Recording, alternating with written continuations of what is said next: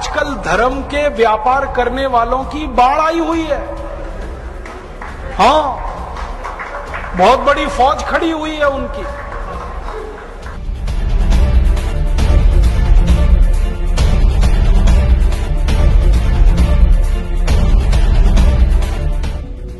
शराब का सबसे पहला फायदा, शराब आपके कॉन्फिडेंस को बढ़ाती है।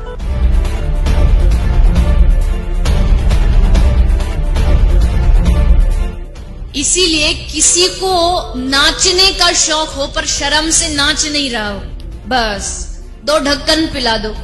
और इस रास्ते पर हमको भटकाने वाले 10-20 नहीं है, सैकड़ों लोग हैं। कि अगर इस्लाम को पूरी दुनिया अगर स्वीकार कर ले तो इसमें कोई बुराई नहीं है, तो ऐसे हिंदू धर्म को मैं तिलांजलि देता हूं। हिंदू धर्म कुछ नहीं है। और भगवान राम की जिंदगी के वो प्रसंग कभी नहीं सुनाते जो हम में वीरता पैदा करें। सूरत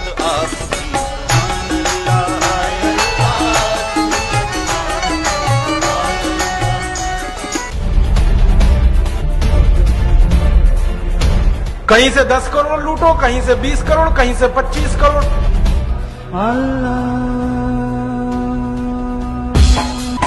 तेरी मोहब्बत दिल में है या अल्लाह, तेरी मोहब्बत दिल में है या अल्लाह।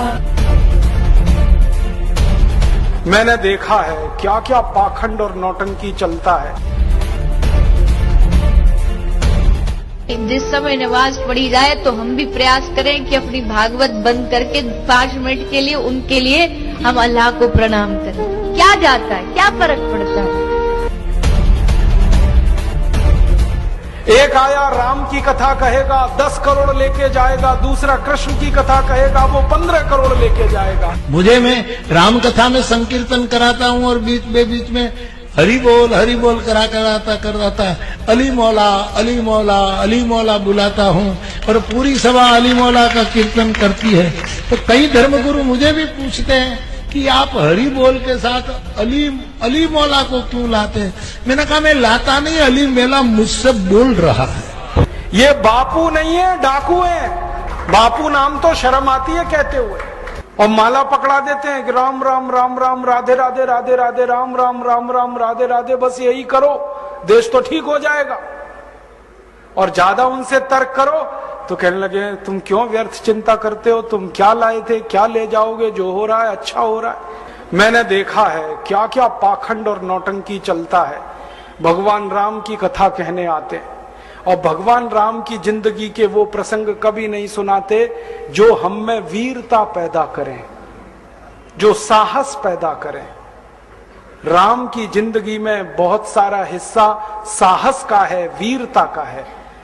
जब 14 वर्ष के लिए वनवास चले गए राम, तो हमको सुनाई जाती है राम की जो कथा ना, उसमें कहते हैं राम ने 14 साल एक ही काम किया, हाय सीते हे सीते, हाय सीते हे सीते, हाय सीते, ये सुनाते हैं हमको।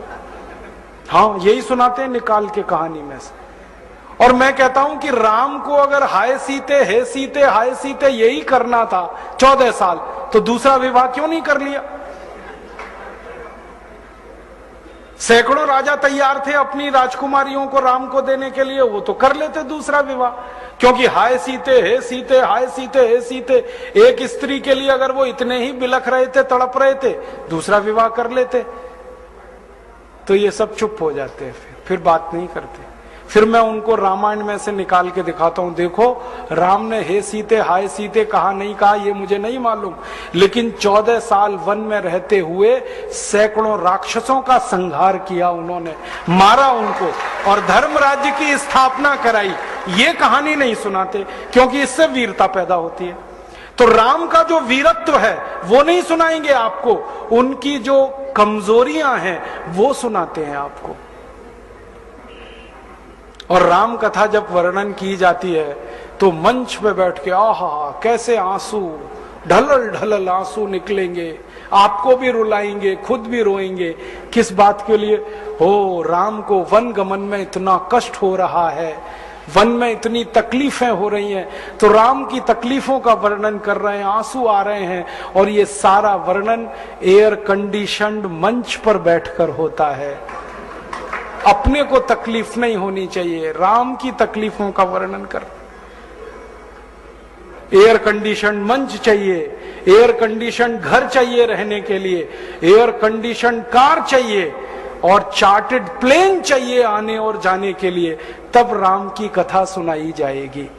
जो राम जिंदगी भर पैदल चलते रहे, जिन्होंने अपना रथ भी छोड़ दिया था अयोध्या से निकलते समय, वो राम ने जिंदगी भर पैदल चल के काम किया, और यहां एयर कंडीशन कारों में घूम घूम कर, चार्टर्ड प्लेन में घूम घूम कर राम की कथा सुनाते हैं।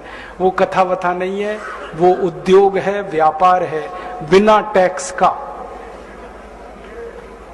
और मुझे बहुत शर्म है ये कहते हुए, समय आने पर प्रमाण से बात करूंगा कि राम कथा कहने वाले ब्लैक मनी को व्हाइट मनी करने के काम में लगे हुए एजेंट हैं, और इससे ज्यादा कुछ नहीं है। और मुझे इससे भी बड़ी शर्म आती है कहते हुए कि आप जो उनको दे रहे हैं दान के रूप में, वो पैसा ब्याज पर उठा रहे हैं वो दूसरे लोगों को, और आपके दिए हुए पैसे से धंधा बना रहे हैं अपना। फिर ऐसे कृष्ण की कथा कहने वाले आ जाते हैं, कहते राधे राधे राधे राधे राधे राधे, और कुछ कहो ही मत, राधे राधे। कंस को मारा, जरासंध को मारा, शिशुपाल को मारा, अधर्मियों को मारा, ये सब थोड़े में, राधे राधे राधे राधे बड़े में। हाँ, क्योंकि आपको कायर बनाना है ना, निर्वीर बनाना है, नपुंसक बनाना है, तो वीरता की कहानी क्यों सुनानी है?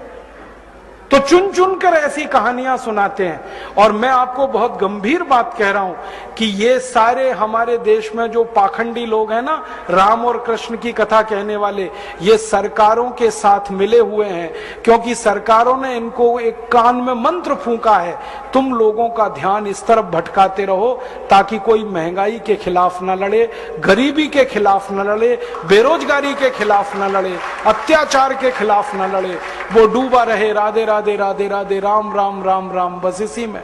और समझाते रहो, तुम क्या लाए थे, तुम क्या ले जाओगे, क्यों व्यर्थ चिंता करते हो, जो हो रहा है अच्छा हो रहा है, आगे होगा और भी अच्छा होगा। एक रास्ता ये है। अब दो रास्ते हैं अपने सामने, एक रास्ता भगत सिंह का, ऊधम सिंह का, चंद्रशेखर का, एक रास्ता हमारे ये धर्म गुरुओं का, पाखंडियों का, जो राम की कथा, कृष्ण की कथा। मुझे बहुत ऑफर आए हैं, मैं आपको दिल का दर्द बता रहा हूं, सच में कह रहा हूं, आपसे नाम नहीं लेता। मुझे ऑफर आए कि तुम कहां बेकार भटक रहे हो, मेरे साथ आ जाओ। मैंने कहा बापूजी क्या होगा उसमें? तो कहने लगे जितना मिलता है वो डबल हो जाएगा। मैं बोल रहा कैसे? तो उन्होंने कहा तुम्हारी वाणी में बहुत जोर है, और मेरे पास लोगों की भीड़ इकट्ठा करने का, मजमा लगाने का तरीका है। मैं ऐसा डमरू बजाता हूं कि सब इकट्ठे होते हैं, और तुम्हारी वाणी में जोर बहुत है, मिलके लूटेंगे, थोड़ा तुम्हारा थोड़ा मेरा। ऐसे खुले ऑफर हैं मेरे पास। और मैं कहता हूं बापूजी माफ करो। क्यों? कहते तुम्हें पैसे नहीं चाहिए। मैंने कहा पैसे ही चाहिए होते तो बहुत रास्ते हैं मेरे पास, यही एक बचा है। पैसे ही कमाने हैं तो बहुत रास्ते हैं, ये एक रास्ता थोड़ी है। बहुत तरीके हैं, पैसे कमा लूं, घर बना लूं, बीवी बच्चे ले आऊं, करोड़पति हो जाऊं, 10 करोड़पति हो जाऊं, 100 करोड़पति हो जाऊं। बहुत आसान काम है ये तो। थोड़ी चालाकी हो तो सैकड़ों करोड़ बनाना बिल्कुल मुश्किल नहीं है इस देश में। फिर अंत में तो वही होगा ना, सैकड़ों करोड़ हो गए, एक दिन डायबिटीज होगी, एक दिन अर्थराइटिस होगा, एक दिन हार्ट अटैक आएगा। मैं मरने ही वाला हूं, तो मरना तो है ही, वहां भी शायद जल्दी मरूं, क्योंकि जब शरीर में तामस वृत्ति आती है ना तो जल्दी मरता है आदमी। जब तक सात्विक रहता है तब तक थोड़ा दम रहता है, तो तामस वृत्ति आएगी, मरना मुझे वहां भी है। तो क्यों ना इस रास्ते पे चल के मरूं जहां सात्विक वृत्ति भी है, मरना है ये तो पक्का ही है, जिंदा तो कोई रहेगा नहीं। तो भगत सिंह का रास्ता क्या बुरा, ऊधम सिंह का रास्ता क्या बुरा, चंद्रशेखर का रास्ता क्या बुरा? कुछ करके मरो ना, मरेंगे ये सब भी, राम की कथा सुनाते सुनाते हार्ट अटैक आएगा, मरेंगे वो भी। डायबिटीज सबको हो रखी है, मैंने देखा है नजदीक से जाके, सब इंसुलिन लगाते हैं, खाते हैं गोलियां, अपनी डायबिटीज नहीं मिटा पाते, दूसरों को उपदेश देते फिरते। ब्लड प्रेशर सबको बढ़ा हुआ है, क्योंकि ये जो काला धन है ना, इसका हिसाब किताब करने में बीपी ही बढ़ने वाला है। सब बीपी की गोलियां खाते हैं, सब डायबिटीज के लिए शिकार हैं, तो दूसरों को उपदेश देंगे तो मैं भी लग जाऊं, वो एक रास्ता है। एक रास्ता भगत सिंह, उधम सिंह, चंद्रशेखर का भी है। मौत तो दोनों में ही आने वाली है, बस अंतर इतना है, एक मौत ऐसी आएगी जिसको देश और समाज जिंदगी भर याद रखेगा, और एक मौत ऐसी आएगी कोई पूछेगा नहीं।